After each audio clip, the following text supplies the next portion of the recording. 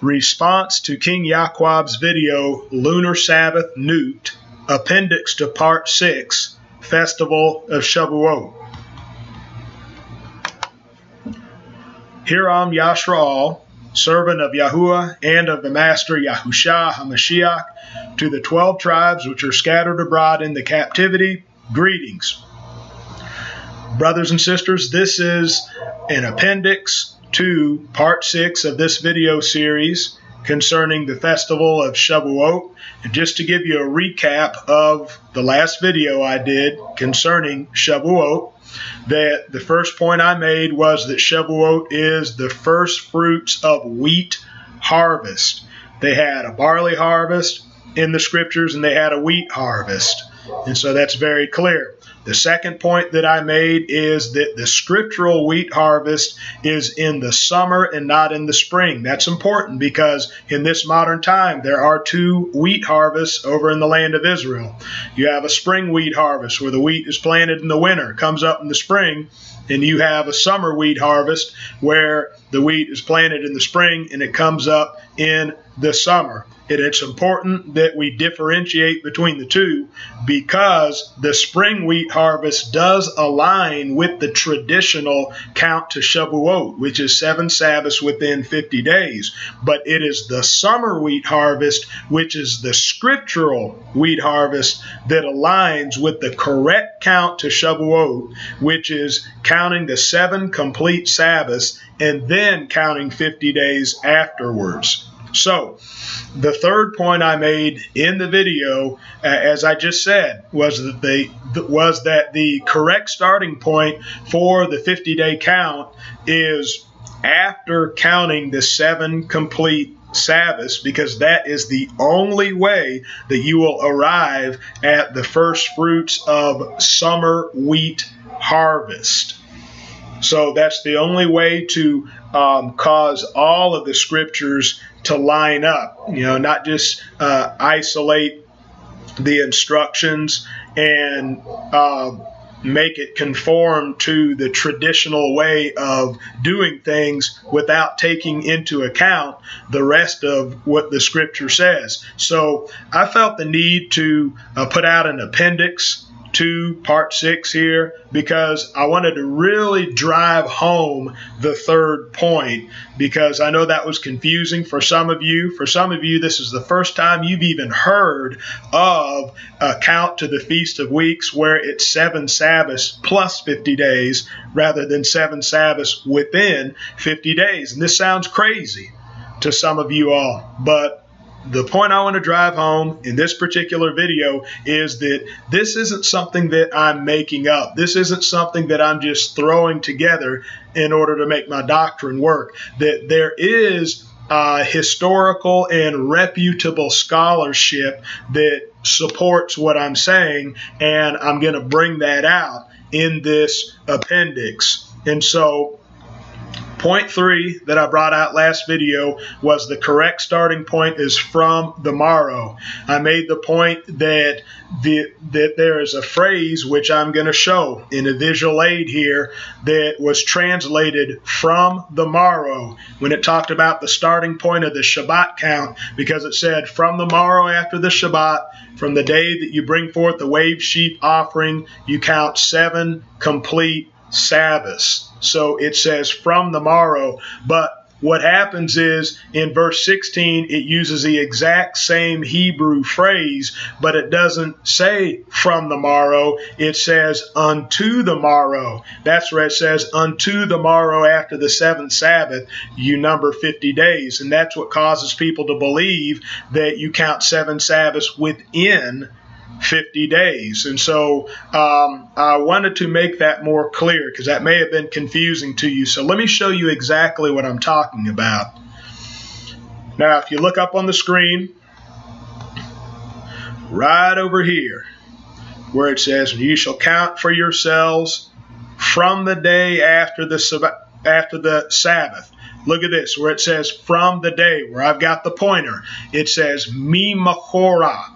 Mean Machorath, and it's very clear that that's translated out to mean from the day or from the morrow. Look at that in verse 15. Now, look at verse 16. Here, we have the exact same word, min machorath. All right? Min machorath, but they didn't translate it as from the day or from the morrow like they did in verse 15. It's only one verse away.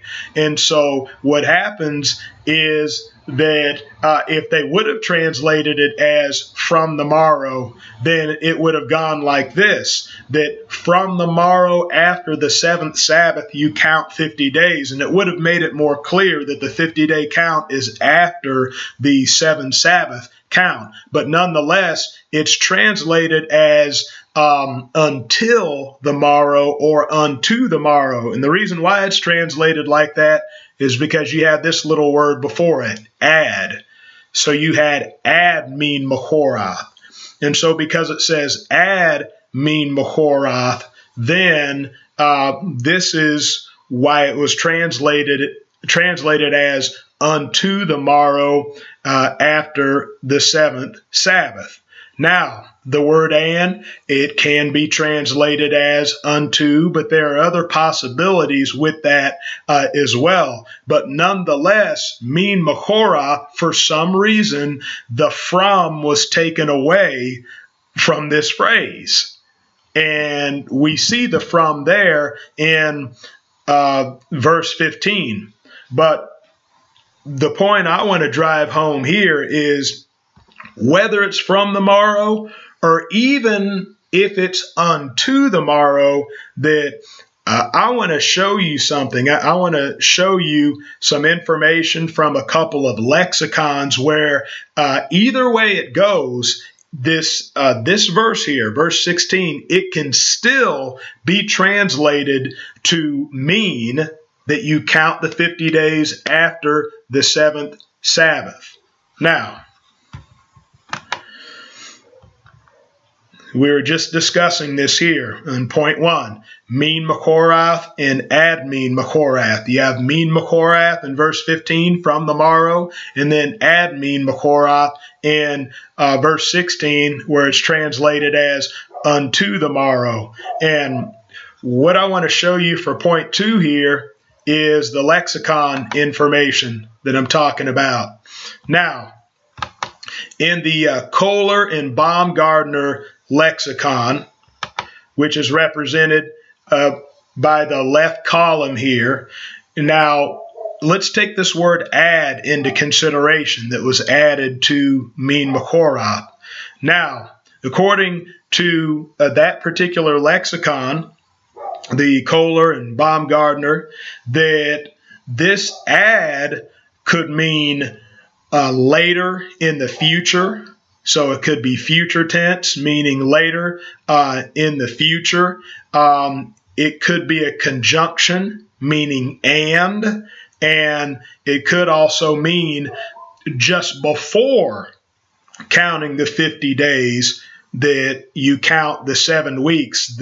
That's how that can be taken. That's how that word and that phrase can be taken. If we look at those 3 possibilities under the column for the Kohler and Baumgartner lexicon. Now, for the Bullinger lexicon, this is a direct quote out of that particular lexicon. In the right column, it says, until, as long as, marking the continuance of an action up to the time of another action. And so even if you leave the word unto, that it can be read as from the morrow after the Sabbath, from the day you bring the wave sheaf, that you are to count 7 complete Sabbaths.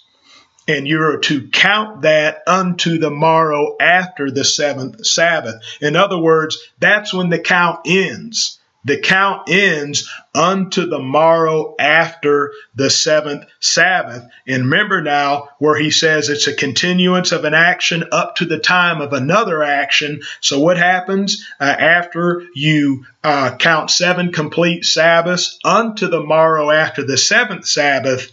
Then you count 50 days. Remember now, the continuance of another action. And so I don't mean to confuse you here. I'm just making the point that whether that was translated as from the morrow or whether it's translated as unto the morrow, that it can still convey the idea of counting 50 days after the 7 Sabbath count. That is still a possibility. And one more thing that I want to show you, just to show you that that is a possibility, is this is a page out of an actual translation of the scriptures. This here is the Farrar Fenton translation. It's one of the first modern English translations of the scriptures. And so what I want to call your attention to is here we have verse 15, and I'm going to read verse 15 and part of verse 16 to you. This is an actual translation now. This is a translation of the scriptures. This was from, I believe it was from the 19th century. It says, "You shall count for yourselves from the day after the Sabbath that you bring the wave sheaf 7 Sabbaths, they must be complete. Then after the 7th Sabbath, you shall count 50 days. So, brothers and sisters, there's actually a Bible translation that makes it that clear that you count 50 days after counting the 7th Sabbath. And so that was my whole point for this appendix, is to show that it is entirely possible for verse 16 to be translated that way.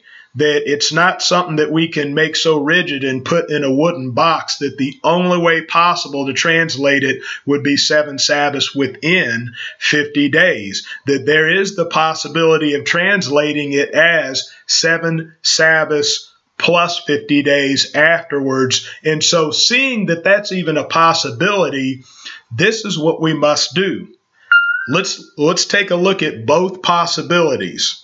Let's look at the possibility of the 7 Sabbath count within 50 days, and then let's look at the possibility of the 7 Sabbath count and then 50 days. Now, let's ask ourselves the question, which of these possibilities lines up with what the rest of the scripture teaches?